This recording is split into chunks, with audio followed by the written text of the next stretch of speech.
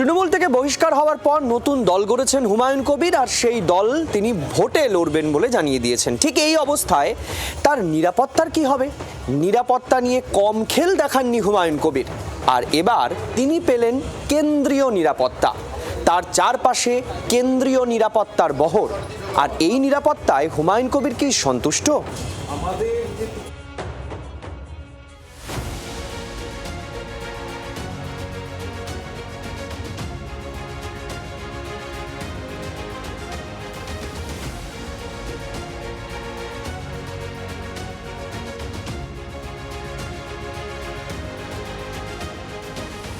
রাজ্য পুলিশের দেওয়া কনস্টেবলে তার পোশাচ্ছিল না। হায়দ্রাবাদি বাউন্সারের বন্দোবস্ত করতে গিয়ে উল্টে তাঁকেই বাউন্সার খেতে হয়েছে। হায়দ্রাবাদ বলে বাংলার হাট্টাগাট্টা কয়েকজন যুবককে তার পাশে দাঁড় করিয়ে দেন এক পরিচিত। সেই থেকেই কেন্দ্রীয় নিরাপত্তা চেয়ে বারবার দরবার করেছেন হুমায়ুন কবির। কেন্দ্রীয় স্বরাষ্ট্র মন্ত্রকে চিঠিও পাঠিয়েছেন। অবশেষে ভরতপুরের বিধায়ককে Y+ ক্যাটেগরি নিরাপত্তা দিল অমিত শাহের স্বরাষ্ট্র মন্ত্রক। এবার থেকে সর্বক্ষণ তার নিরাপত্তার দায়িত্বে থাকবেন কেন্দ্রীয় বাহিনীর 12 সদস্যের একটি দল। কেন্দ্রীয় স্বরাষ্ট্র মন্ত্রকের নির্দেশে এই মুহূর্তে কেন্দ্রীয় বাহিনী পরিবেষ্টিত হুমায়ুন কবির। আমরা হুমায়ুন কবিরকে দেখতে পাচ্ছি এবং তার পাশে আমরা অবশ্যই দেখছি কেন্দ্রীয় বাহিনী, কেন্দ্রীয় আধা সেনা CISF ইতিমধ্যেই হুমায়ুন কবিরকে কার্যত একদম কড়া নিরাপত্তার মধ্যে দিয়ে পাহারা দিচ্ছে। বুধবার দুপুরেই হুমায়ুনের রেজিনগরের বাড়িতে পৌঁছে যান কেন্দ্রীয় বাহিনীর জওয়ানরা। তারপরেই নিজের নিরাপত্তা নিয়ে 16 আনা খুশি ভরতপুরের বিধায়ক।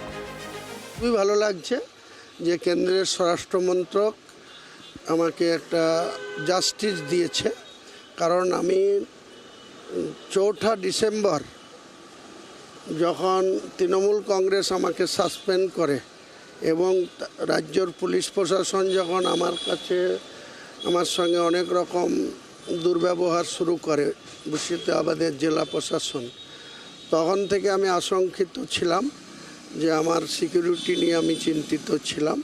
তবু আমার প্রাইভেট 4-5 জনকে আমার সিকিউরিটিতে লাগিয়ে রেখেছিলাম এবং 2 জন ওয়েস্ট বেঙ্গল পুলিশের ফোর্স তারাও ছিল। কালকে যখন সেন্ট্রাল পুলিশ আমার কাছে CIFF-এর অফিসার সহ জওয়ানরা এসে পৌঁছায়, তার কয়েক ঘন্টার মধ্যে সন্ধ্যাবেলায় যে 2 জন ছিল তাদেরকেও উঠিয়ে নিয়েছে।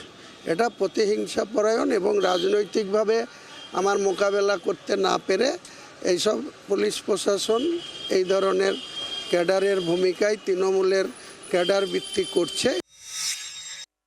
গতকাল থেকে আপনার জনতা উন্নয়ন পার্টি আম জনতা উন্নয়ন পার্টি হয়ে গেল। এই যে আম কথাটা যুক্ত হলো, আপনার এই আম জনতার আরও কাছে যেতে কি সুবিধা হলো? তার মানে যেহেতু আপনি কমিশনের ওই জনতা উন্নয়ন পার্টির এমব্লেম বা রেজিস্ট্রেশনটা পেলেন না, আখেরে আপনার ভালো হলো না মন্দ হলো? দেখুন, আরও ভালো হয়েছে। যেটা জনতা উন্নয়ন, জনতাও আমের মধ্যে পড়ে।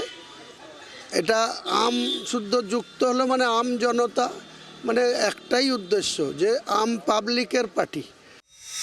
দলের নামের সঙ্গে আম তো জুড়ল, কিন্তু ভোটে কি আম জনতার আশীর্বাদ পাবেন আম জনতা উন্নয়ন পার্টির চেয়ারম্যান? ক্যামেরায় নবীনের সঙ্গে অয়নের রিপোর্ট, জি24 ঘন্টা। বাংলার আওয়াজ, বাঙালির আবেগ, জি24 ঘন্টা।